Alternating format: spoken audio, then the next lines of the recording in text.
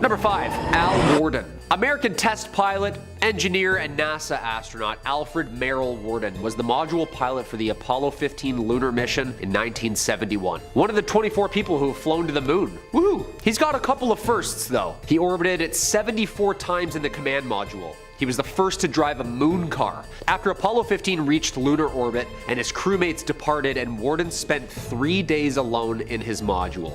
That's terrifying. Traveling the furthest out from any other human. After he returned, the crew and him became involved in a NASA controversy, however.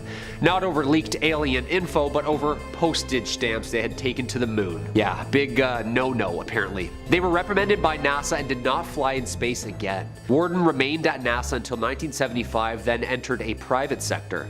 And then it gets weird. On a British television morning show, Al Worden started talking about some interesting stuff. They asked him, "Why should we keep going back to the moon?" He paused and replied, "Survival. Survival of our species." Worden also rejected the notion that humans could colonize planets within our solar system, calling them unsustainable. Then he claims he knows where to find habitable planets. When pressed on aliens if he believes them or not, he said, "Yes. You know, I've been asked that question hundreds of times. Yeah, we are the aliens though. We just think there's somebody else. But we were the ones who came from somewhere else because somebody else had to survive. They got in their little spaceship and they came here and they landed and they started civilization here. And if you don't believe me, go get books on the ancient Sumerians and see what they have to say about it. They'll tell you right up front." End quote. Okay, when you hear an astronaut say that, kinda jarring. Number 4. Roswell. As always, if you dig what we do here on Top 5 Scary, make sure you hit that like button. Birth of the UAP phenomenon. 1945. The US's first nuclear explosion. 1946. First underwater nuclear explosion. 1947. The first crash flying saucer. Coincidence? I think not. Especially since they've been known to hover around nuclear bases. Probably for the better. Humans are kind of the worst. Local rancher Mac Brazel finds the wreckage on his property in Lincoln County, New Mexico. Sheriff Wilcox shows RAAF's commanding officer Colonel Blanchard the materials, and during the night, the Air Force combs the entirety of the property, apparently harboring 2 small injured alien bodies. Taking them, of course, to Kirtland Air Force Base, New Mexico that night. And the very next morning, the Roswell Air Force makes a statement claiming they have recovered a crashed flying disc in local newspapers. Boom! History, baby! Photographs of Jesse Marcel, the head intelligence officer who investigated and recovered some of the debris. The very next day, the Army retracts their statement and all of a sudden, a high-altitude weather balloon. Can you believe that, huh? AKA the birth of a conspiracy theory. Nuclear fission explosions, weather balloons.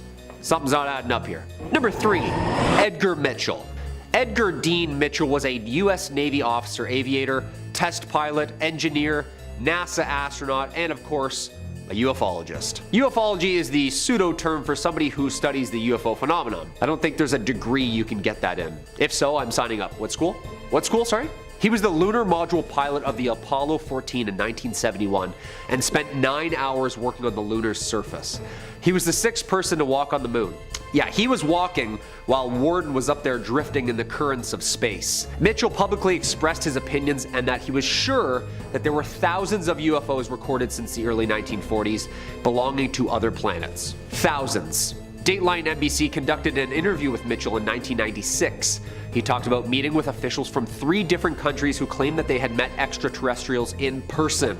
Quote, "The evidence for alien contact was very strong and classified by governments, who were covering up visitations and existence of alien bodies in places such as Roswell, New Mexico." Mitchell's book, The Way of the Explorer, discusses his journey. In 2004, he told the St. Petersburg Times that the US government was studying alien bodies and that this group had specifically stopped briefing US presidents since the 1960s. He said, quote, "We all know that UFOs are real. Now, the question is, where do they come from?" In 2008, Mitchell then was interviewed and claimed that Roswell crash was in fact the aliens that had contacted humans several times, but that the government had hidden the truth for more than 60 years. Scary stuff, scary stuff. He sadly passed in 2016. If we just reread the credentials alone, just one more time. Number 2, James McDivitt. James Alton McDivitt is an American test pilot, Air Force pilot, engineer, and NASA astronaut who flew in both the Gemini and Apollo programs. After graduating first in his class with a Bachelor of Science degree in Aeronautical Engineering, he qualified as a test pilot at the Air Force. In 1962, McDivitt was selected by NASA for the Gemini 4 mission. In 1965, he saw, filmed, and photographed an object which approached the Gemini 4 as they were orbiting Earth. Over Hawaii, a craft of some sort. The UFO had a long arm sticking out of it. Here's what Major James McDivitt said. "I was flying with Ed White. He was sleeping at the time, so I don't have anybody to verify this story, but we were drifting in space when suddenly an object appeared in the window. It's a cylindrical object, white. It had a long arm that stuck out of the side. The film was sent back to NASA and reviewed by some NASA film technicians. One of them selected what he thought was what they were talking about, at least before I had the chance to review it. And it was not the picture. It was a picture of a sun reflection on the window." So what were the pictures that he was talking about? In 1975, McDivitt said, "I never made a big deal out of it. It was something I definitely couldn't identify. It looked like a beer can with a pencil sticking out of it. Yeah, I would eventually give up on that too if those were my credentials and people were like, yeah, right, James." When somebody has like 25 years of designing and flying space shuttles around, when they say, "Hey guys, I'm seeing something up here," it's not like, "Oh, James, clean those old specs, would you? Yuck, yuck." Houston, we have a problem. And number 1, Gordon Cooper. Leroy Gordon Cooper Jr., an American aerospace engineer, test pilot, U.S. Air Force pilot, and the youngest of the 7 original astronauts in Project Mercury, the first human space program in the United States. You know the pictures. It looks like they're wearing a tinfoil suit, you know? Old school, old school. After service as a fighter pilot in World War II, he qualified as a test pilot in 1956 and then was selected as an astronaut in 1959. In 1963, Cooper piloted the longest and last Mercury spaceflight, Mercury Atlas 9.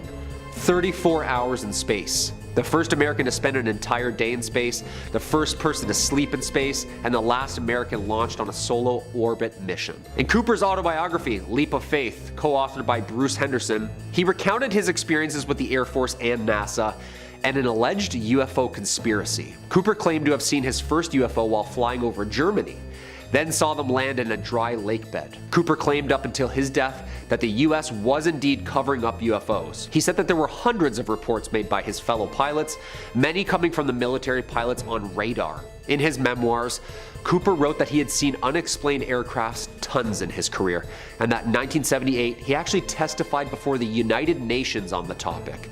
He sadly passed in 2004. He was such a strong advocate for disclosure, and all of these astronauts are remembered as putting their neck and name out on the line for some truth. But I mean, those UFO enthusiasts, huh? They're all wackos, right? Right? Number 5, Leland Melvin. American engineer and now retired NASA astronaut Leland Melvin has spent hundreds of hours in space. Literally hundreds. Leland holds 4 honorary doctorates for his service in education, the sciences, and philanthropy. Doctorates. I'm just saying that before the comments start rolling in saying he's just another wacko. He's crazy. They're not wackos, people. Any of them. They've been screened so many times by so many people with so many tests, they have to be damn well near perfect before going up on or in NASA's budget. Before his career with NASA, Leland was actually All-American for football. Detroit Lions, Toronto Argos. Guy made the NFL and then said, you know what? I think I'm gonna be an astronaut.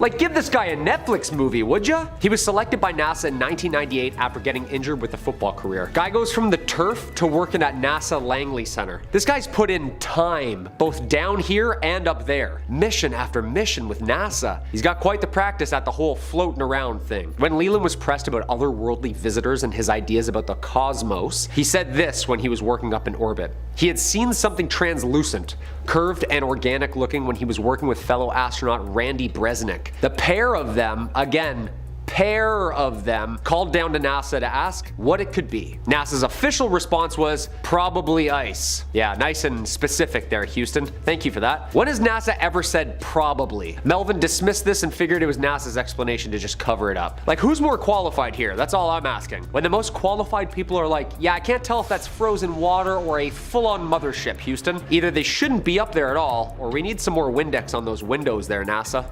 Huh? Number 4, Ivan Wagner. As always, if you dig what we do here at Top 5 Scary, make sure you hit that like button or comment down below. It really helps the channel out. Have you ever seen a UFO out there? Yeah, you.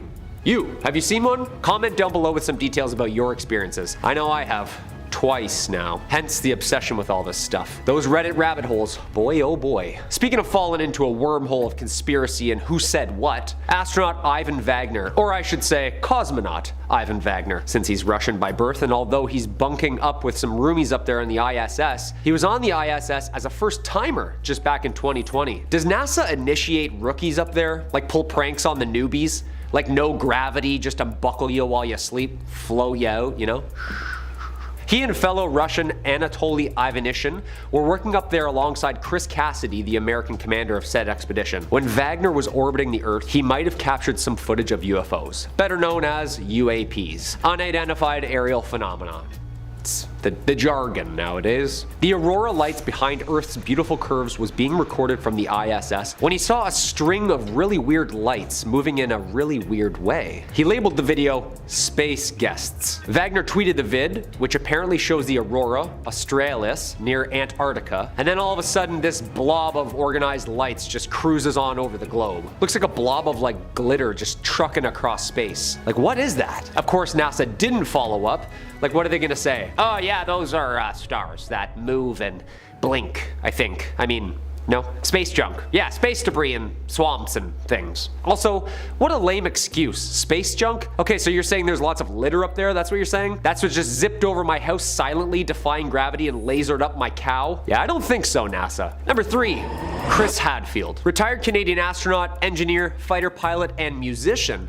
Ladies and gentlemen, Chris Hadfield flew 2 missions and also served as commander on the International Space Station. Before his career as an astronaut, he served in the Canadian Armed Forces for 25 years as an Air Commander fighter pilot. So he has the credentials to say the least. In 1992, Hadfield was accepted into the Canadian astronaut program. He first flew in space in 1995, and since then, he says he's seen tons of stuff up there just zipping around that even a man with all those credentials says he can't explain. Quote, "I've seen countless things in the sky, but he has a pretty cool take on it. He doesn't keep it on the DL, he doesn't boast, and he doesn't panic. Seems like Chris has the mentality like, quote, to see something in the sky that you don't understand and then to immediately conclude it's intelligent life from another solar system is the height of foolishness and lack of logic. However, Chris seems to have a little dirt on Mars that maybe we all don't. He said, I think the fundamental question is that Mars was a lot like Earth 4 billion years ago when life first formed.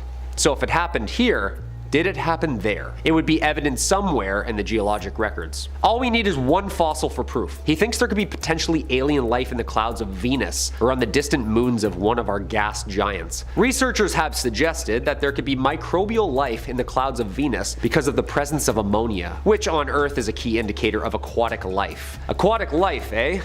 Atlanteans? Hadfield on the UAP phenomenon, quote, "We have 7 people living up there. We've been sending people to space since I was born. I spent half a year off planet looking everywhere. It makes no sense at all that intelligent life somewhere from not our solar system could cross interstellar space and just sneak around and only be caught on some strange video by fighter pilots. It just doesn't pass any basic sniff test or logic. It's fun, it's exciting, but if you use reason, the whole argument falls apart." End quote. Okay, Chris Hadfield, keep your secrets for now, you polite Canadian you. Wait till people start looking into Paul Hellyer, another very polite Canadian with some secrets of his own. Until then, you keep distracting us up there with that guitar, Chris. I see you, Jake Sully. Number 2, Michael Collins. NASA veteran and the very first driver up there, Mr. Michael Collins himself served as command module pilot on the historic Apollo 11 mission in 1969. When Neil Armstrong and Buzz Aldrin walked on the moon for the very first time, saying those very first famous lines we all know so well, Collins was back parking that thing up there. Mr. Collins stayed up there by himself in lunar orbit waiting for the safe return of his crewmates. I can't even stay in a basement with the lights off by myself. Imagine being up there just drifting in the currents of matter, like being in the middle of the ocean. Yeah, no way, dude. The astronaut retired from NASA in 1970 and spent his free time answering questions on Twitter.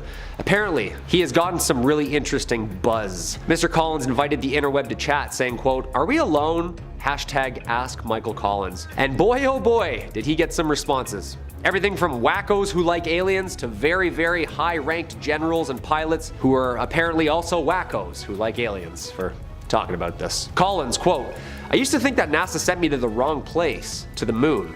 because I think Mars is a much more interesting place." End quote. Collins has talked about it in the past about the possibility of alien life existing beyond Earth and doesn't shy away from discussing the topic in full. In 1999, for instance, he even argued on the topic of life developing in other parts of this infinite cosmos. So maybe it has then. He wrote in his book saying, quote, "I am alone now. Truly alone, and absolutely isolated from any known life. Although I may feel like I'm the same person, I also feel that I am different from other people. I have been places and done things you simply would not believe." Collins circled the moon once every 2 hours. What's scarier, walking on an unknown rock that apparently no one's ever visited, or flying all the way around it by yourself in the pitch black with no communications? Collins achieved the rank of Major General. He left NASA in 1970 to join the State Department and later became director of the Smithsonian National Air and Space Museum in Washington. One of the most key players in this whole thing. Michael Collins sadly passed in 2021. Number 1.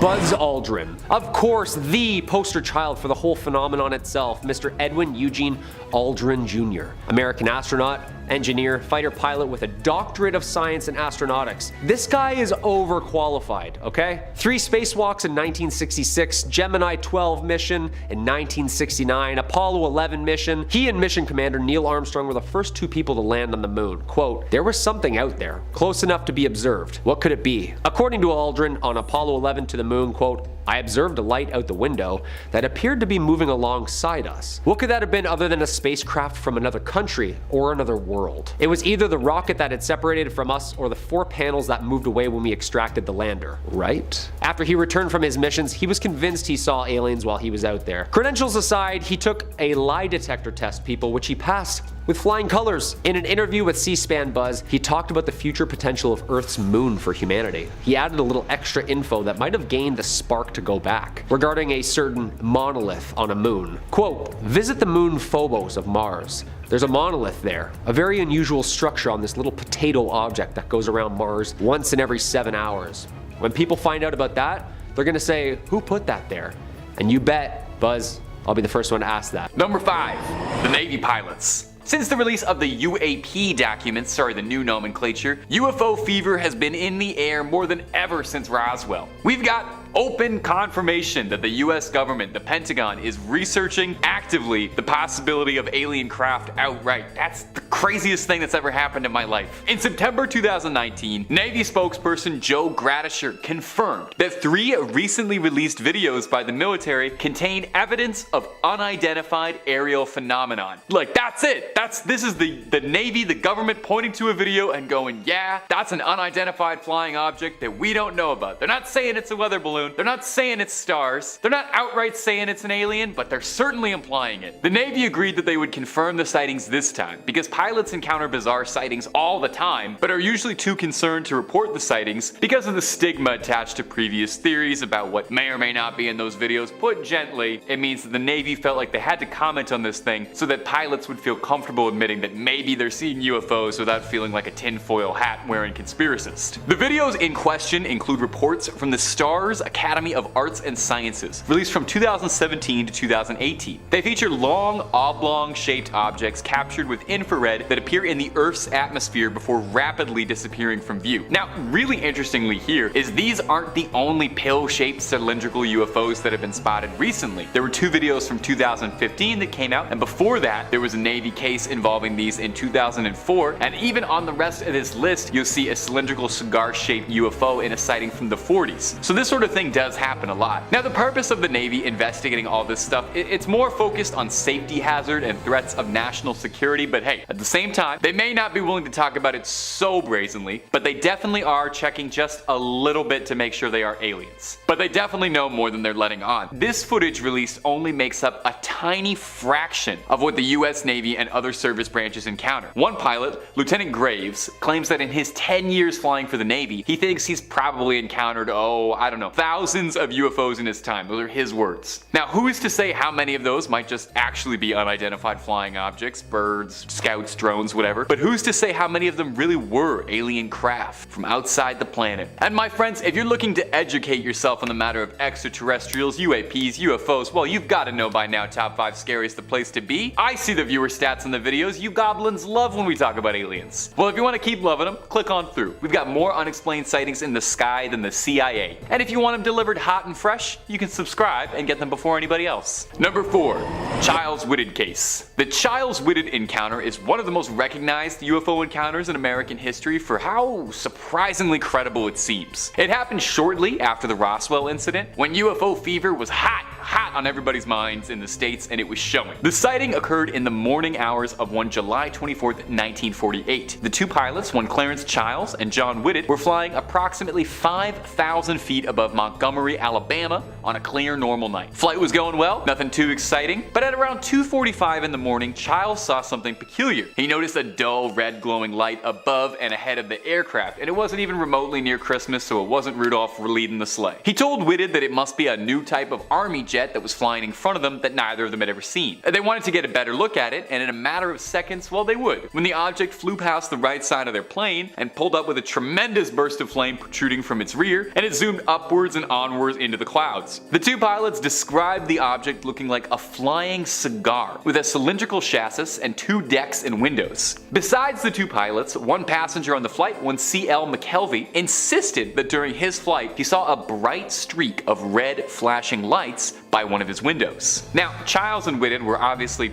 pretty darn confused by whatever it was they'd saw. Didn't look like no plane they'd seen before, and the way it moved seemed technologically more advanced than anything the US Army was putting out in the late 40s. Now, the US Army proper would challenge this account, and their scientists insisted. They investigated the report and said that it was probably just a meteor the pilots and passengers had seen, which almost sounds like it might make sense until you stop and think about it for a second, because what meteor has windows and a glowing red light coming from it and propels itself forward and rapidly goes upward? Most meteors I've ever heard of go downwards. And Childs and Whitted both disagreed with this as well, saying they got a good long look at it and it wasn't a meteor. Whatever it truly was, though, might be lost to history, tragically. Number 3. The Gander, Newfoundland encounter. Our next story comes to us from Gander, Newfoundland, and it happened on February 10, 1951. A U.S. Naval Reserve lieutenant and pilot Graham Bethune was occupying the captain's seat of a plane flying near Newfoundland, Canada, when he spotted something unusual, massive, and rapidly approaching towards the plane. It resembled a disc. The co-pilot made a report of what he saw, and this is what he wrote. Take a listen. "I observed a glow of light below the horizon about 1,000 to 1,500 feet above the water. The pilot and I observed its course and motion for about 4 or 5 minutes before calling it to the attention of the other crew members. Suddenly, the object changed direction at an incredible speed and began to pulsate, changing its colors as well. Then, it somehow reversed its course and tripled its speed until at last it disappeared over the horizon." The report would go on to say that whatever this object was, it came within 5 miles of the aircraft, which was proven later by radar evidence. Now, when the plane had landed, the entire crew was detained by intelligence officers and interrogated. At their destination, pilot and passengers were questioned again by naval intelligence and required to sign full disclosure documents. Now, take this next part with a grain of salt. Okay? Because I only found one source on this. But apparently a CIA scientist confidentially interviewed the pilot, and during their interrogation, he showed him a photo of a disc-like object that looked extremely similar to the one they had seen flying over the Atlantic. However, during the interviews, no Navy, Air Force, or CIA men would ever answer any questions related to extraterrestrials. No one would say the word alien, no one was saying UFO, nothing like that. They were trying very hard to downplay that. So what was it then? Because it sounds incredibly suspicious that the interviewers had a photo of something that looked similar to it and weren't saying the word alien at all. Number 2. November 1986 Japanese Airlines flight. Our next one comes to us from a pair of Japanese pilots. In November 1986, Japanese Airlines Flight 1628 was heading over Alaska. Captain Kenju Terauchi and a crew of 2 others were on a flight making routine cargo deliveries to France. Captain Terauchi saw something that caught his attention when he saw blinding lights flashing off at the left and the right of the plane. Now, initially he didn't think too much of it. He thought, hey, maybe these are just US fighter jets zipping around. As his plane furthered forward, he realized that the object was flying ahead of him was of the unidentified variety, a UFO, if you will. Terauchi said that it looked like 2 spaceships had stopped in front of their faces, shooting off lights. "The inside cockpit shined brightly, and I felt warm in the face," he wrote. That almost sounds kind of pleasant, to be honest. Captain Terauchi described the objects as being cuboid-shaped spaceships with a jet propulsion system that had horizontal lines of circular exhausts clustered around a dark center. The captain had also reported that when the plane had flown by this object, ground communications were cut out and all radar was blocked. Well, that's kind of odd, isn't it? Pretty interesting. Well, if you thought that was weird, the FAA would agree with it. That's the Federal Aviation Administration, who investigated the report very closely, interrogating Tarouchi for everything they could out of the incident. Now, during this questioning, his co-pilot and his flight engineer, they said that they thought the object they saw was just strange lights, but they did agree that they really couldn't easily explain what it was they saw. In the end, the FAA ruled that what it was light refraction through ice crystals suspended in clouds. A bunch of science words. Sure. Number 1, Lieutenant Gorman. Our number 1 spot on this list is a humdinger of a tale. Now, most of us can only hope to maybe someday see a UFO in our lives, but I mean, maybe if you were like me and you watched Star Wars way too many times and you still ask the hairdressers to get your hair cut like Luke Skywalker, not like anybody I know, maybe you dream of flying an X-Wing through the stars, dodging lasers, getting into a cool alien dogfight. It's a shame none of us can claim we've done that, except, you know, George Gorman of the North Dakota National Guard. I don't think anyone would expect there to be anything exciting happening in North Dakota, but one of the best UFO encounters in American history did. Let's take a little listen and learn about it. It was 1948, a year after the New Mexico Roswell incident, while people were still hyper-focused on little gray men and flying saucers. Lieutenant Gorman was flying a fighter jet solo around the skies above Fargo when he saw what he thought was an aircraft around 500 feet below him. He radioed his tower, but the operator told him that there weren't any other planes to be around and that it was a suspicious vehicle. So Gorman told the tower back he was going to investigate the situation and flew in within 1,000 yards to try and positively ID the subject. Gorman said it looked to be about 6 to 8 inches, clear white and completely round without fuzz at the edges, and it was blinking on and off. As I approached, the light suddenly became steady and pulled into a sharp left bank. I thought it was making a pass at the tower. Gorman then said he thought the light charged at him. He didn't want to be the first pilot to crash into a UFO, so he readied himself to avoid it, but found the object suddenly shot straight upwards in the air, directly above him, and then disappearing into the clouds. Gorman tried his best to pull up to follow along, but his plane went into a stall while he was trailing it, and the entity had vanished. Back at the air tower, 2 traffic controllers reported they also saw a light flying above the airstrip they couldn't explain, and weren't present on any flight logs. Gorman was questioned about what he saw, and he said he was convinced that it wasn't just a light, that it moved too naturally, that it moved like it was reacting to his movements, as if it was playing a game with him. He said there was thought and precision behind all its maneuvers. We should ask it what it thought about all of that if Gorman was moving too naturally, reacting to all of that. Number 5. Hypnotic regression. Many people who claim to have been abducted by aliens are unable to remember a lot of the specific details of their abductions. Because of this and the public stigma against people with alien experiences, many people choose to never come forward, or their stories are written off as delusion. But in the spirit of giving people the benefit of the doubt, let's talk about a certain woman's experience with hypnotic regression. A woman who claims she was abducted by aliens was put under hypnosis in order to give a documentary crew information about the visitors from other worlds. When asked how aliens are able to travel at such incredible speeds, she responded with the following: "I can't explain it, but it's like if they want to get from one point to another point, they remove what's in between, so they don't have to travel that distance. They are instantly from there to there." When asked why aliens are studying humans, the response was, "They are very wary of humankind. Mankind is progressing technology-wise, and soon he's going to come across technology that will allow him to peel back the layers of dimensions. And they want to know all about man for their own benefit. Man's warlike, aggressive, an animal. He's in possession of technology that is more than he is. There's no balance. And they're very wary that he's now on the threshold of many breakthroughs, one of which is peeling back dimensions. It's like an onion skin. You peel back one layer, and there's another one underneath, and another one underneath, and another one underneath. The same with dimensions. They're scared. Do aliens really study humanity out of a fear of what we will do once we discover interdimensional travel? And if so, how do they feel about all the UFOs we have apparently shot down? What do species historically do with groups that they are afraid of? What fate awaits the human race at the hands of these interplanetary visitors? Number 4. Sam the Sandown Clown.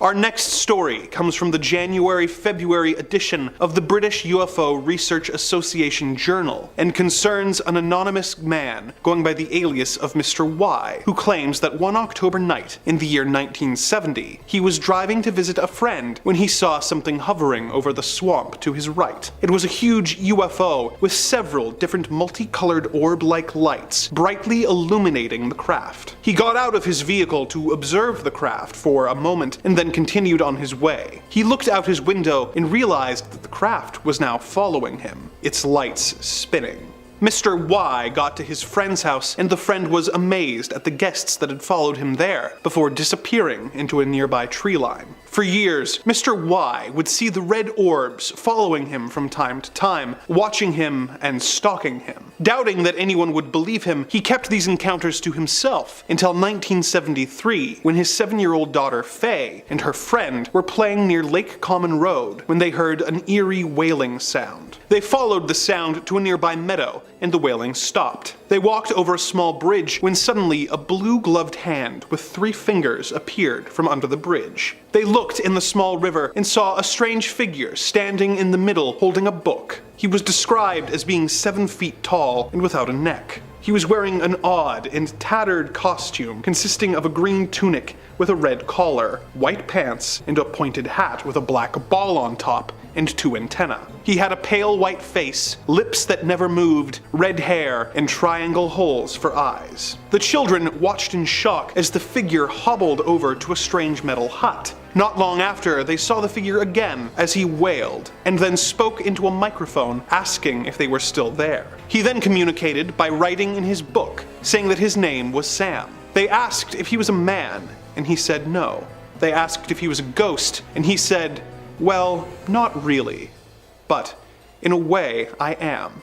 He said that there were others like him and that he was afraid of being attacked by humans. He invited them into his metal hut, which was filled with wooden furniture and elaborate knobs. The children hung out with Sam for an hour before leaving, and a year later, she told her father about the encounter, telling him that there had been men nearby fixing a post who had acted as though they could not see the strange creature. He had trouble believing her, but he had had enough experiences with aliens of his own that he had to consider the possibility that it was real. Did Mr. Y's daughter really see a strange alien in the woods, or is this just the overactive imagination of a child? In an age where spacecraft are being seen all over the world at an alarming rate, we really can't rule anything out. And what of the UFO stalking Mr. Y? What were they hoping to see, and why was he selected to be the subject of their curiosity? This mystery will likely never be fully unraveled. Number 3. Aliens take a baby. Our next entry comes courtesy of phantomsandmonsters.com and describes a 14-year-old visiting the home of some seniors and seeing something more terrifying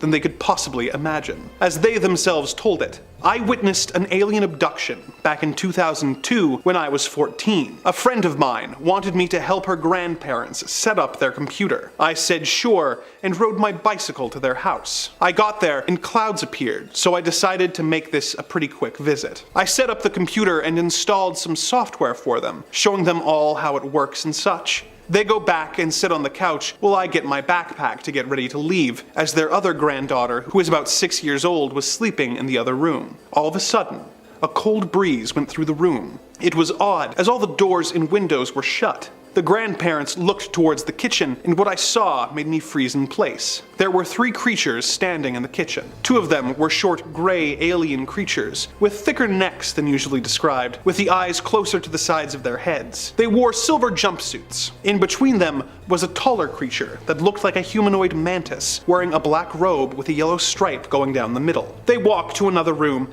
and a minute later returned with the robed creature carrying the granddaughter in its arms. It's looking at me, and I get the feeling it knows who I am. I don't know why I got the feeling, but I did. I was very scared. The grandparents were looking at them too, but not doing anything. I thought, screw this, and fought off all the fear I could and clumsily charged towards them. I didn't even make 3 steps before the grandfather stopped me and told me they will bring her back. The creatures didn't move and continued to look at me. I couldn't get any more words out of my throat because I didn't even know what to think at this point. All of a sudden, a light stretched around them and they vanished. An odd glow remained for a few seconds before fading. After a minute of awkward silence and the grandfather repeating, "She will be brought back," soon I decided to leave. I rode my bicycle home as fast as I could while looking back, hoping that nothing was following me. I didn't sleep that night after I got home. The next day, I told my friend what had happened, and she told me it has happened before. The grandparents and other family members have tried to stop it, but to no avail. They just accepted it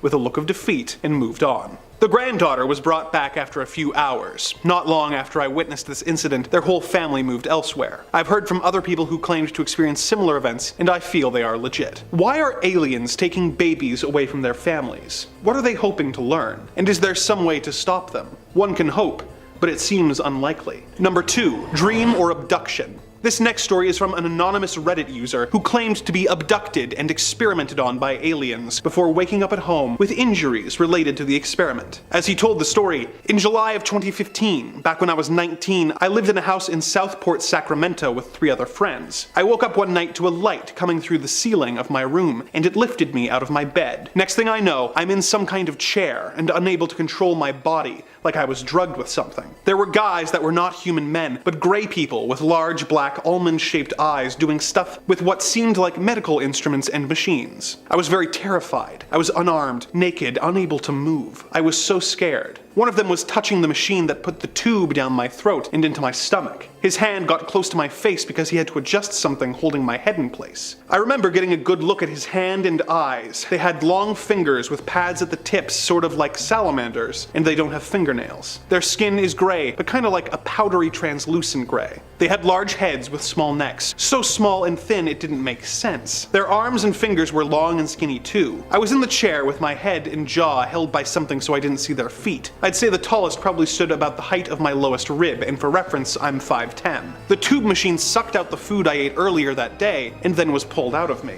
I don't remember how I got there, but then I remembered being in a cage made of some kind of metal that reminded me of aluminum. In a room with curved walls. In front of me was a man who looked a lot like a human, talking to a gray person on a window that lit up a screen like a hologram. The man was tall and looked like a human, except that his skin was very white and his hair was blonde and platinum. He spoke with a gray person on the holo screen in a language I didn't understand. He wore a blue flight uniform of some kind. This man was obviously military of some sort judging by his uniform. The gray person spoke in a language that sounded like birds chirping. Once the call was over, the holo screen turned into a different display with symbols and the man turned and walked to me. He crouched down and spoke to me in plain English and said to me, "Everything's gonna be fine. I'm going to get you out of here and take you home." I was so happy to hear that. He opened the cage and next thing I know, I fell on top of my bed with my back hitting the mattress first. I immediately got out of bed right after I fell. Was this a real alien abduction or simply a horrible nightmare? Typically, I would think it was merely a bad dream, but the user describes extreme pain in his throat for days afterwards from the tube being forced into him. What was the source of this pain if it was simply a dream? Truly a strange encounter to contemplate. Number 1. The Alien and the Bassinet.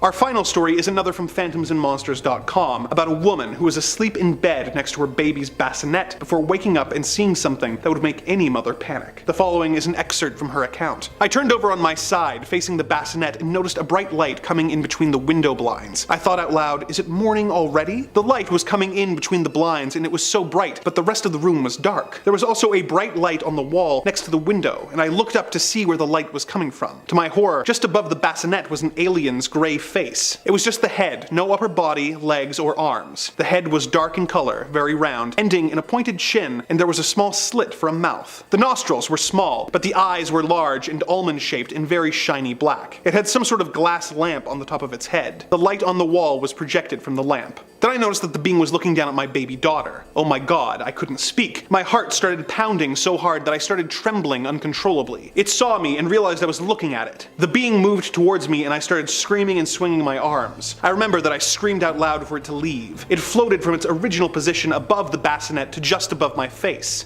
I remember seeing this light blue fog build up in front of my face, and then in a dreamlike manner, I heard a cooing sound similar to mourning doves. I had the feeling that whoever was talking to me was stern and was telling me that it was for our own good. The woman then describes waking up with a sore spot on her head and the alien being gone without a trace. She insists it was not a dream and that she really saw an alien creature that she believes will one day return. For her sake, let us hope it was simply a dream. I'm just gonna call this first sighting or series of sightings February 2023. February was quite a month for unidentified flying objects, and I wanted to start this list off with these sightings because of how recent they are. They may not be as definitive or weird as some of the other sightings on this list, but these were pretty high profile stories, and it's always far more interesting when the government is involved in these things. Just adds another layer of credibility to it. Not that the government doesn't lie or withhold information about things, I think we all know that happens,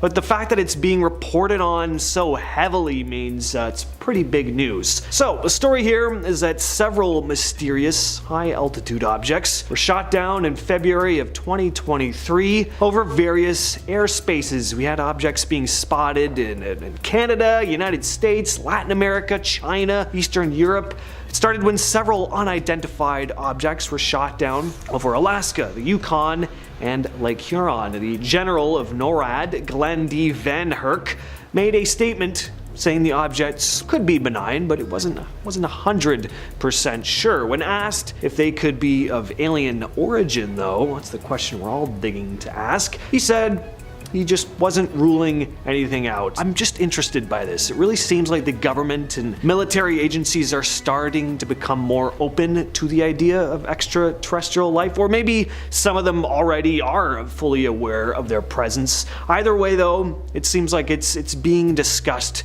more. It's not being written off as nonsense like it has been in the past. So just that aspect alone is interesting to me. Now, here's another interesting thing about these cases. There were recovery attempts made, to find these objects that had plummeted towards the Earth. Unfortunately, they all landed in areas that aren't all that accessible, so it made for a pretty difficult recovery process, and the missions were pretty soon abandoned. Now, that's what they say, but what if the government actually did recover something that they just aren't ready or even willing to show us? Could be the case. You never know. Next up, we have the Oumuamua. Oumuamua, that's a hard word to say. I'm gonna try not to say it too many times on here. Old news with this one, right? It's that weird cylindrical object that was spotted flying through space. It's definitely been talked about plenty of times, including on this channel, I'm sure, but it's a recent article dated March 7th of this year that I'm referring to here. So, like I said before, I think when the government, military, or academics get involved with UFO type stories, it just makes it far more interesting to me. Not that I'd totally disregard some farmer in Ohio saying he was probed by a little gray, bug-eyed alien, but I don't know. People like attention sometimes. In a recent article written by Sean Kirkpatrick, head of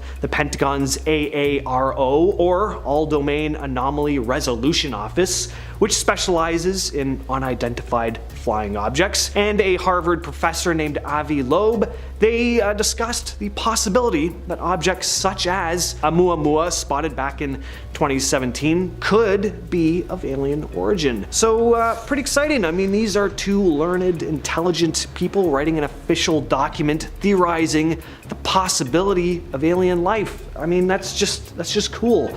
The article does say, however, that the objects, like the Oumuamua, could be, quote, a parent craft that releases many small probes during its close passage to Earth. So probes observing Earth could be good or bad or neutral, depending on whether you're a glass half empty or half full type person. Now, they didn't just discuss that object, they were looking at a variety of unidentified objects or probes, and they wanted to speculate that these crafts could potentially power their batteries from starlight, and that maybe Earth's water could be fuel. It's pretty wild stuff, and yes, a lot of it is speculative, but the fact that a highly respected scientist that spent 20 years studying physics is proposing these ideas, pretty fascinating. Something I also want to mention about people who are just very very skeptical about aliens even showing any interest at all in Earth. You know, you'll hear them say stuff like, well, extraterrestrial beings with all this advanced technology, they just wouldn't be interested in anything we're doing. It'd be like, you know, God observing ants or something. And who's to say, first of all, that God doesn't like observing ants? And, you know, even if that is the case, I mean, like, how can you really know that for sure? How on earth could we possibly know what beings from another planet are interested in? We don't know what kind of hobbies they have. It's also kind of counters their other argument, because it's like, yeah, spacefaring extraterrestrials would be leagues ahead of us in terms of intelligence, but I know what they're thinking. I know what they like.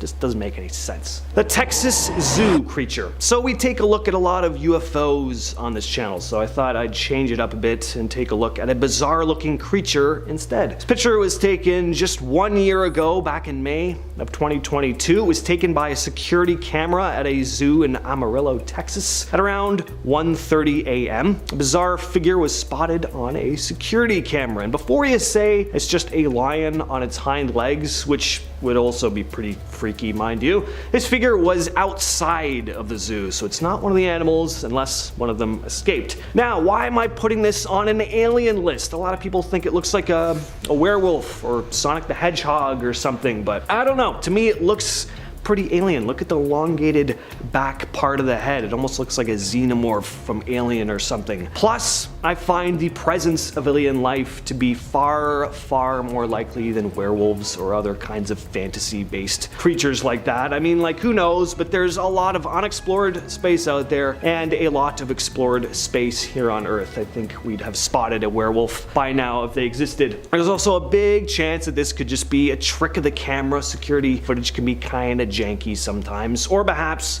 we have a zoo prankster on our hands, or maybe this is a super deformed person. If that's the case, I hope they're okay. Regardless though, this is an odd figure to see in the middle of the night outside of a Texas zoo. And trust me, I know my Texas zoos. The Wales UFO. I didn't know this, but it turns out there are a lot of UFO sightings in Wales. I don't know what the aliens' fascination is with Wales, but reports date all the way back to the 1940s. Actually, all the way back to the 12th century, but I don't know if I give much credence to stuff dating back that far. Apparently, religious pilgrims believed to have seen a fire-breathing dragon erupt from the sea and fly into the sky. Could have been a UFO and they just didn't know what to make of it and just called it a dragon, but anyway, way off topic. The UFO in question here was spotted back in September of 2016 by a police helicopter at around 9 p.m. It was only visible on the chopper's thermal camera and seemed to be moving at a speed of 106 miles per hour over the Bristol Channel. Full video of the footage was released by a former cop, Gary Hasseltine, who has been urging the UK government to come forward and reveal what they know about UFOs. What's also interesting about this one is that the object was moving against the wind, so it is or was being operated one way or another. It's not like it was some object caught up in a wind current or something. Police also stated years after the event that it could have possibly been a drone, but they were struggling to keep up with it, so it'd have to be a pretty fast one. There are drones that reach that 100-mile-per-hour speed, but they're pretty high-end. Your common drones clocking at around 45 to 70 miles per hour, so again, who knows, but it's possible. And coming in at our number one spot, we have aliens in Bolivia. I wanted to finish off with this one because we have reports of both your typical UFO sighting and reports of actual aliens being spotted here, so we're getting some real bang for your buck with this one. The story just happened back in March of this year, and it all started when residents of a small village in the La Paz area of Bolivia claimed to have spotted a mysterious green light in the sky. A bunch of people pulled out their phones and started filming. They were in absolute awe and said it looked to be some kind of alien spacecraft. And then 2 days later, little people were spotted running around the town at night. One villager named Rita Marquez reported to news outlets describing the creatures as little, almost like goblins, and is quoted saying they were miniature beings, like those little people who appear to children. And it felt like something creepy was happening, like they were welcoming their friends, you know? Now, I'm not sure exactly what she means by that, but it's definitely odd. This bizarre situation all culminated with several residents claiming to have found one of the small creatures curled up dead in a gutter one morning, the body of which soon vanished. So we clearly have a lot going on here. Weird lights in the sky, possibly even an aircraft spotted, little beings running around the streets at night, a dead one, unfortunately. It's all pretty weird, and sure, it's possible it's just a hoax or even maybe mass hysteria, but there's also a good chance that it isn't. I love stories like this where there are multiple witnesses. Again, it adds another layer of credibility to the whole thing because obviously it's a lot harder to organize a hoax and get multiple people involved. People talk, they let secrets out. Another interesting thing about this one is that authorities did get involved and told the villagers to kind of stay hushed about the whole incident, so maybe they just thought everyone was nuts and didn't want to spread misinformation, but perhaps there is something going on here that they need to cover up for one reason or another. Either way though, something happened. Are they among us?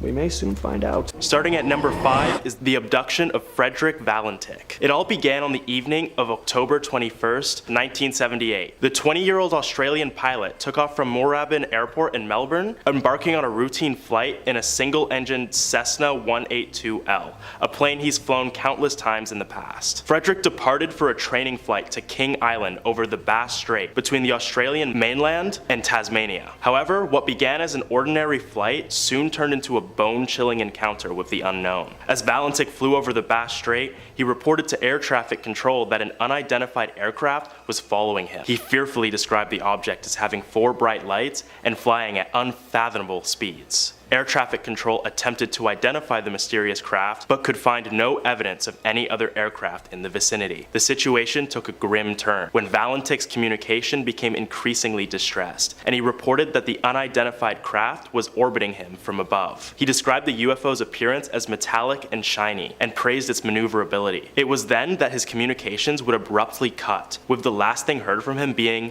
"It's not an aircraft." Just before the communications were cut off, a loud metallic scraping was heard from Frederick's radio. Neither him nor his aircraft were ever seen again. Speculation around Valentik's disappearance quickly spread, with theories ranging from mundane explanations such as pilot error, mechanical failure, or deliberate disappearance, to the more sensational ones involving extraterrestrial encounters. Based on the information we have, all signs point to Frederick being abducted by some sort of malevolent aliens. The reported scraping noise heard before his communications were cut, likely the sounds of the pilot's aircraft being stuffed into a UFO. The true fate of Frederick Valentik remains a mystery, but the Australian government has assumed him dead after spending many long hours searching for the missing pilot. Where do you think he might be? Let us know in the comments. Moving on, we have number 4, Travis Walton. One fateful night, November 5th, 1975. The Apache Sitgreaves National Forest in Arizona, USA. Travis Walton, a 22-year-old logger, and his crew were returning home after a long day of hard work when they noticed some sort of metallic, glowing disc in the sky. Curious to see what it was, Walton and crew drove closer to the flying object. Once they got close enough to investigate, the forestry worker left the car to get a closer look and approached the hovering craft. Witness accounts vary on exactly what transpired, but the consistent chilling detail was that a bright blue-green beam of light suddenly emanated from the UFO, striking Travis and sending him flying several feet backwards, knocking him unconscious. Seeing this, his crew immediately fled the scene, assuming the blast of light killed Walton, leaving him behind. And before you go in the comments calling Walton's friends fake, don't worry. They returned a few minutes later, only to find that both Travis and the UFO had vanished. The crew was quick to report the incident to the local authorities, and a massive search operation was launched to find Travis Walton. No matter how hard anyone looked, nobody could find him. That was until 5 days later. Travis would reappear, disoriented and confused, in Heber, Arizona, nearly 30 miles away from the original abduction site. But the story he had to tell of the intervening days is the truly chilling part of this tale. According to Travis, after being struck by the beam of light, he awoke aboard an alien spacecraft. He described encountering beings he could only describe as humanoid, but with large bald heads and enormous black wraparound eyes. He reported undergoing a grueling medical examinations and being surrounded by strange technology aboard the craft. During his captivity, Travis experienced some form of telepathic communication with the beings, claiming that they conveyed a sense of curiosity and concern, as if they were studying him. Despite all of this, Travis said that he never felt physically harmed by the entities. After what seemed like mere hours to Travis, he found himself back on Earth, disoriented and unsure of where he was and unaware of how much time had elapsed. Travis Walton's encounter with aliens remains one of the most infamous abduction stories of all time, and has certainly earned its place on this list. Oh, next up at number 3 is the many abductions of Russ Kellett. And yes, that's right, you heard many. In fact, Russ Kellett, a 58-year-old man from North Yorkshire, claims he's been abducted upwards of 60 times. And those are just the ones he remembers. The first time Kellett was abducted was when he was 16, when he was traveling home on his motorcycle until he saw a strange tunnel that he'd never seen before. Curious, he drove through the tunnel being faced with a bright light, and then the next thing he remembers is lying down on an operating table, surrounded by 15 feet tall alien men. He related their appearance to Dracula, minus the fangs. Kellett reported that the Dracula doppelgangers pushed a tube down his throat and pumped a mysterious liquid into him. He claims made him a super soldier. He recalls checkered rooms and special glass orbs used to control the navigation of spaceships, and has made several sketches of the parts of his abductions he remembers. Ever since that first abduction, Russ would battle in a multitude of intergalactic wars and conflicts, so he claims, having fought all sorts of different aliens, such as one race of aliens called the Dragos, which are tall and scaly and have dragon-like heads. After the aliens are satisfied with his work, they wipe his memory and send him back to Earth. These missions would vary in length, between lasting for days to lasting for years. However, from the perspective of us on Earth, he is only gone for hours at a time. His explanation for this was that time moves differently on the planets he's sent to fight on, where a day on one planet could be mere seconds on Earth. Skeptics were quick to dismiss Russ's accounts of his second life as an alien super soldier, but he claims he has proof. Last year, Russ was able to capture footage of what he says are several UFOs, the same ones that have been abducting him and taking him to the corners of space to fight space wars. Whether or not his outlandish story is true is for you to decide, but me personally, I'm not signing up to be drafted for any intergalactic wars. Moving on to number 2 is the most iconic abduction story of all time, the Barney and Betty Hill incident. The Barney and Betty Hill incident, which occurred on the evening of September 19, 1961, is one of the earliest and most influential cases of alien abduction in UFO history. The Hills, a married couple from New Hampshire, were driving home from a vacation in Canada. As they drove through the White Mountains of New Hampshire, Barney noticed a bright light in the sky that appeared to be following the couple everywhere they went. Out of concern, Barney pulled over to get a better look of the object through binoculars, and to their astonishment,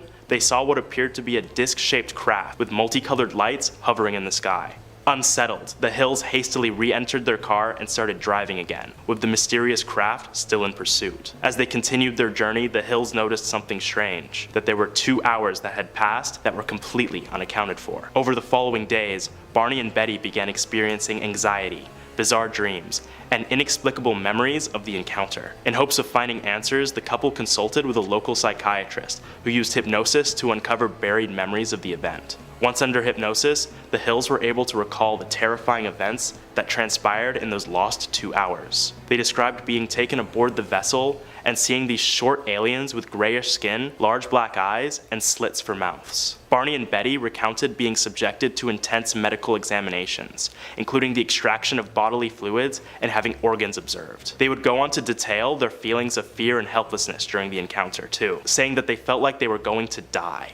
A great reminder of why we use anesthesia before performing surgeries, guys. After the media picked up their story, the Hills' lives changed dramatically. They faced both support and skepticism from the public, and their story ignited a broader fascination with UFOs and extraterrestrial life worldwide. Despite the enduring controversy surrounding their account, the Hills remained steadfast in their belief that they had indeed encountered beings from another world. Until their passing, they maintained their version of events, and their story has become a touchstone for anyone interested in investigating UFO abductions. What do you guys think? The story is just a hoax, or has it got some credibility? Comment below your thoughts and let me know. Finishing off at number 1 is the Berkshire County incident on the night of September 1st, 1969 in Berkshire County, Massachusetts. Multiple witnesses reported a series of UFO sightings and encounters. Residents all over the town recount seeing a UFO flying above and around Berkshire County, with statements remaining consistent with one another, making this one of the most plausible UFO abduction stories of all time. The most significant incident relating to this UFO involved two separate families who claimed to have experienced a close encounter with the unidentified craft. According to the witnesses' accounts, around 9 p.m., Tom Reed, a 9-year-old boy, was driving through the woods with his mother, grandmother, and younger brother. Suddenly, they would see a bright object descending from the sky. In response, Tom's mother stopped the car and they watched the object, which was about 40 feet in diameter, hover above the ground. Then, the next thing the family remembered was being in a different location entirely. They claimed that they were now about a mile down the road and the UFO was gone. The family would go on to report that in the following years, they experienced recurring nightmares and strange encounters, suggesting possible ongoing contact with the extraterrestrial entities. Other families in the town reported similar occurrences and UFO sightings around the same time.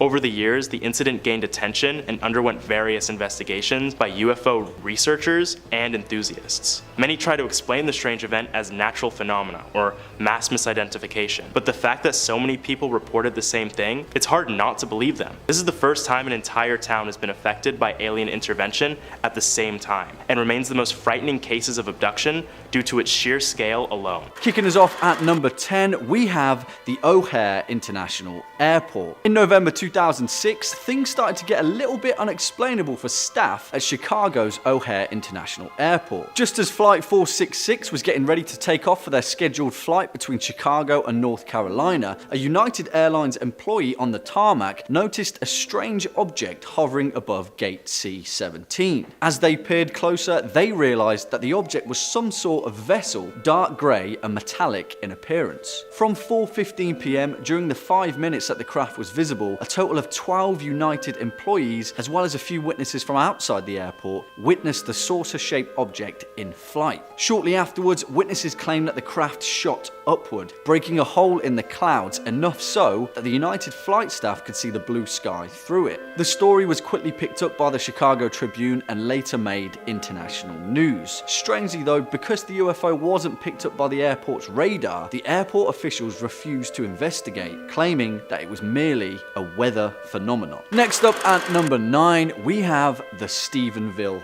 sightings. In 2008, the small town of Stephenville, Texas, got a bit of a strange surprise during one particular pleasant evening in January. Mostly known for its dairy farms, Stephenville is located 100 miles southwest of Dallas, and for the most part is a pretty regular town. But on January 8th, dozens of its citizens reported a series of strange white lights above Highway 67. At first, they traveled in a single horizontal arc and then switched to a series of vertical parallel lines. A local pilot, Stephen Allen, reported that the lights spanned about a mile long and half a mile wide. He also estimated that they were traveling about 3,000 miles an hour. Just as a benchmark, the average airliner travels at around 575 miles an hour. On top of this, no sound was reported by any of the townspeople. Weeks later, after the story caught some traction, the US Air Force explained that they were flying F-16s in the area. The townspeople, they didn't buy it. Why?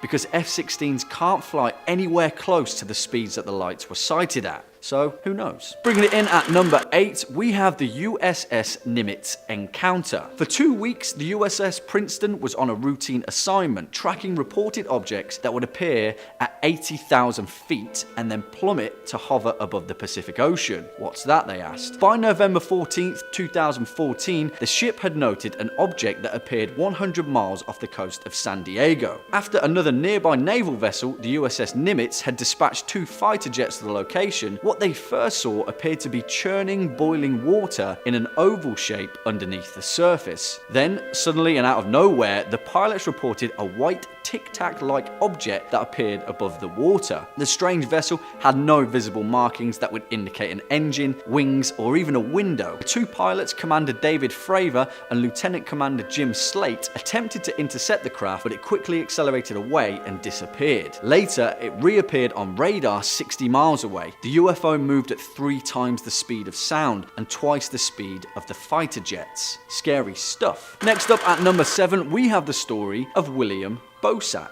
William Bosak was a dairy farmer they always are, from Polk County, Wisconsin, and on December 2nd, 1974 at 10:30 p.m., he stumbled across something that made him question his belief in aliens. Bosak was traveling from a local cooperative when he saw something on the side of the road on the way back to his farm. It was a tall object that was around 3 meters high and had a dull surface which didn't shine, but strangely reflected the car's headlights. On top of the object was a transparent section which had a creature in it with its hands raised in the air. Bosak reported that the creature was similar to a human being, but its head was covered in hard, short hair with large, bulging eyes and larger ears that resembled a calf's. Its body was covered in a thick brown wool, and it had a terrified facial expression as if it feared for its own life. Bosak couldn't explain what he saw, but as later paranormal reporters found, the town locals considered him to be an honest, truthful man and a general skeptic of UFOs. Since then though, he's changed his tune and has even stood up to a lie detector test to confirm his claims. Coming in at number 6, we have paranormal hitchhikers. Strange orbs are a pretty common occurrence in UFO sightings, but this one kind of takes it to a new level. In 2011, an unnamed security officer was driving home on a South Dakota highway. Suddenly, hundreds of opaque red lights began to appear around his vehicle and circled the moving car like a strange alien halo. The driver reported to police that he was still doing 60 miles an hour, but suddenly the car rapidly began to decelerate with absolutely no explanation. And then the lights, well, they just vanished. The driver later told police that as he was readjusting to what had happened, he noticed the lights re-emerge at the side of the road. It strangely began to assemble itself into some sort of glowing life form, and then without pause, it was on the bonnet of the car. He reported that it had long, translucent fingers that stretched through the roof of his car. The creature then ran its fingers down his back, which left a searing, burning pain. However, the officer also reported that he felt as if the creature was trying to communicate with him. As soon as the driver saw headlights in the distance, the creature reportedly dematerialized and disappeared, but the driver was left with some pretty terrifying memories. Jumping on in at number 5, we have the story of Gabriel. In Ethiopia, sometime in the 1960s, a young boy by the name of Gabriel was playing in his backyard with a friend. They were running around when Gabriel just kind of disappeared out of thin air. Traumatized, his friend alerted Gabriel's parents, and soon enough, the whole town was on lockdown. No one could explain what happened, and it remained a complete mystery. That is, until 6 months later when Gabriel rematerialized in a busy market square. Just like that, he was back. Witnesses couldn't begin to explain what they'd just seen. If that's not weird enough, the story that Gabriel later told would leave everyone baffled. He said that seconds after he was playing in the backyard, he was suddenly in a place he didn't recognize. Gabriel was led into a glowing, windowless white room by a strange humanoid creature. Inside that room were other abducted children, seemingly from different parts of planet Earth. He said that some of the children had been there for months, but his grasp of time was a little bit off. His captors later led him to a large city-like area with no sky, surrounded by supernatural skyscrapers. He reported seeing flying vehicles that resembled cars, and other humans were walking with creatures that he didn't recognize along streets that almost shone. Gabriel reported that the whole experience lasted a couple of hours, but when he was transported back, he had no idea that 6 months had just passed. Remember kids, never go off with strangers. Next up at number 4, we have the story of Travis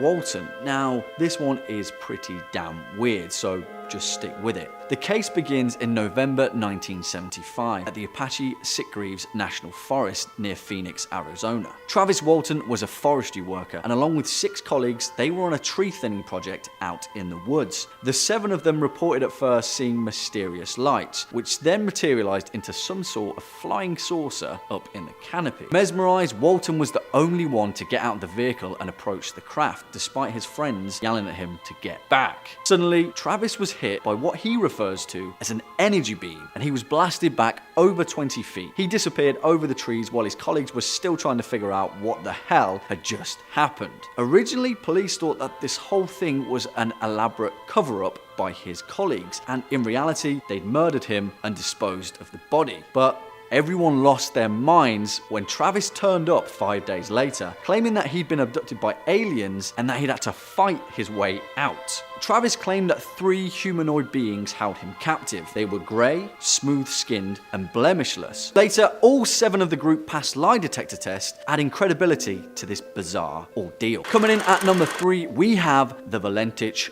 disappearance. Now, this story is pretty compelling, and whatever the truth really is, some downright weird stuff went on here. At 7:12 p.m. on the 21st of October 1978, one of the most unexplainable UFO sightings in modern history occurred over the Bass Strait in Australia. Born on the 9th of June 1958 in Melbourne, Frederick Valenchik was a 20-year-old shop assistant with a passion for aviation. During his 127-mile flight, Fred intended to fly out to King Island, but during his journey, he ran into something a little bit strange. Fred advised Melbourne Air Traffic Control that he was being accompanied by an aircraft that was about 300 meters above him. Air traffic replied that there was no known traffic at that level. He described the vessel as being long and having some unusual features, illuminated by 4 bright landing lights, and was acting in a very strange way. Visibility was good and winds were light, so Fred quickly ruled out the possibility of an optic illusion. The craft passed him regularly at high speeds before switching up direction and altitude. Frederick claimed that the aircraft was orbiting above him, and after 28 seconds of radio silence, he reported that the vessel had just vanished. But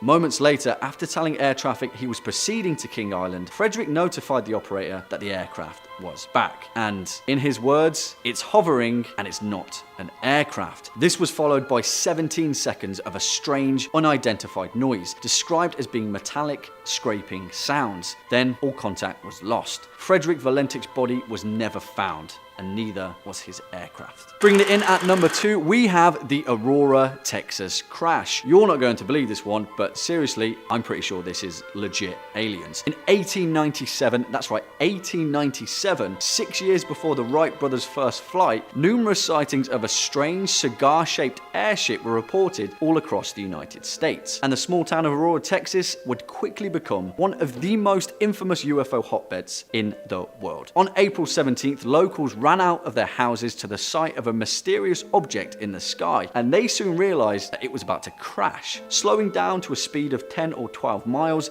the aircraft gradually settled itself toward the ground, sailing directly over the busy public square and crashing into a windmill in the northern part of the town, which was owned by the town's lawmaker, Judge Proctor. The residents soon rushed over to the crash site, where they found strange burning machinery and the pilot who had not survived the crash. Locals reported that the pilot was not of this world, and in newspaper reports they referred to it as a Martian in 1897. There were also a stack of papers found on the body, written in an unknown form of hieroglyphics which couldn't be deciphered. Strangely enough, the townsfolk buried the pilot in the nearby Aurora Cemetery. Yeah, let's stop there. The body is allegedly still somewhere in the local cemetery, buried in an unmarked grave. The cemetery even contains a historical commission marker that mentions the incident. There you have it. There's an alien buried somewhere in Aurora, Texas. And finally, at our number 1 top spot, we have the Roswell incident. No alien list would be complete without the most infamous and near enough credible UFO landing in history. In July 1947, a strange airborne object crashed on a ranch in Roswell, New Mexico. The big kicker to this story, though,